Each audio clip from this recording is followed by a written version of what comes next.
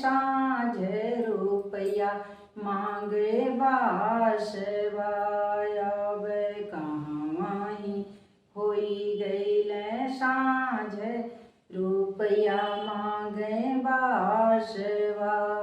नौगढ़ के घोड़िया चरण गईली हो निवासवा अब गोरखपुर होई गईल साँझ रुपया मांगे बासवा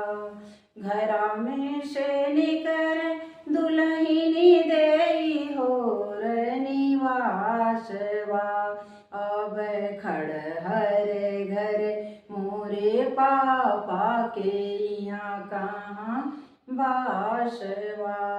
अब खड़हर घर मोरे चाचा के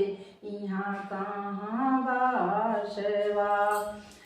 अब खड़हर घर मोरे भैया के यहाँ कहाँ बासवा भीतरा से निकर जेठ भौजैया निवासवा अब बड़े रे हकीमवा के बेटा हम ही देवे बासवा अब बड़े रे हकीमवा के बेटा हम ही देवे बासवा जुग जुग जिया मोर सरवा रे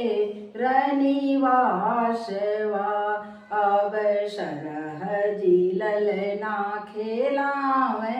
जे नहीं देली बासवा अब सरहजी ललना हो आवे जे नहीं देली